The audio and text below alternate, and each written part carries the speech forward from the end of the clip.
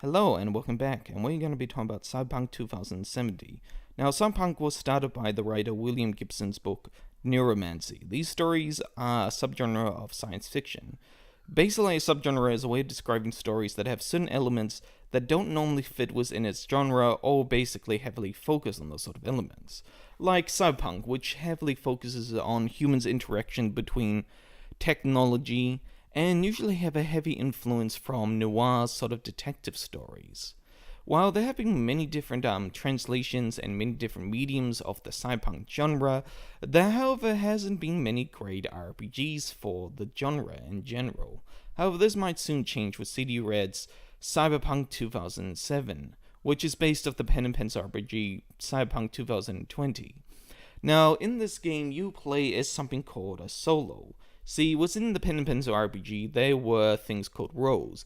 They really only just added basically special skills to your characters, such as you had things like the medium, basically a TV personality of some kind, the netrunner, basically hacker, and many other roles. But this game is going to be mainly focusing on the solo, who are basically combat experts, specializing in basically shooting up a lot of things. Even though in this game you don't have to exactly do that always, but that's what you're going to be doing mostly, and the combat looks really tight.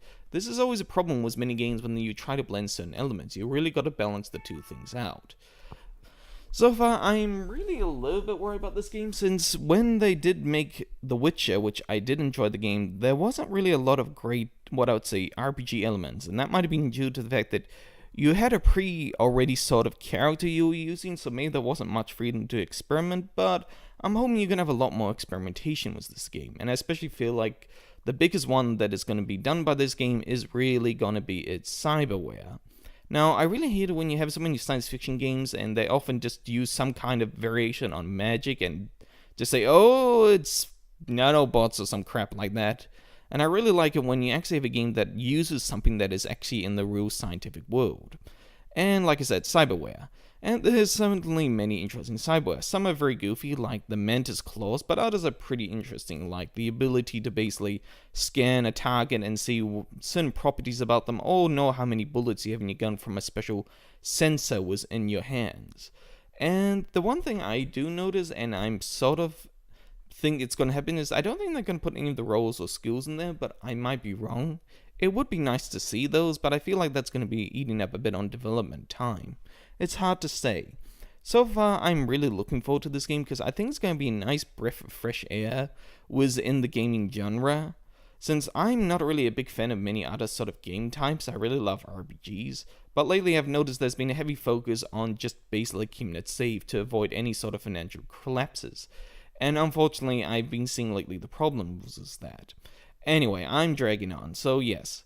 Now, one of the things I've noticed about this game, like I said, it's more mature theme, is, like I said, I'm wondering how this is going to go in Australia for me. Like I said, we have sort of a funny relationship about games here in Australia, so like I said, the R rating might be a bit of a problem, so I feel like they might cut out or blur some contents that they might find offensive. Especially, I think I remember right, there was an incident where a lot of people were upset about the drug references was in Fallout, where they wanted a lot of them changed, which I think is stupid given the fact that the game actually shows you getting addicted to the stuff. And like this in the game, you also will be using combat drugs to enhance your abilities. And it makes me wonder what kind of effect they're going to have on your body. Because in the role-playing game, I believe that there were some effects by using combat drugs on your character's body. I'm not sure, I have to check again. And like I said, the combat is really tight. You can add sort of interesting mods to your guns, such as one that allows you to ricochet bullets. They have also shown a few of the guns and weapons that you can use. There's also going to be some rarer and more better type of guns, which I always find a little bit strange in role-playing games. Don't ask me why. And yeah, I don't think there's much else I could ramble about the game, otherwise just saying that it looks really nice.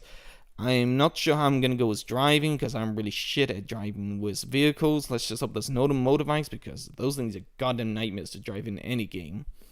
And yeah, so I'm really hoping this game comes out and doesn't end up being another Fallout 76, because God knows we don't need another one of those. And I might get another video finally published. I've been meaning to do that little Shop of Horrors thing, so hopefully enjoy this weird rambling of a video. Anyway, see you then.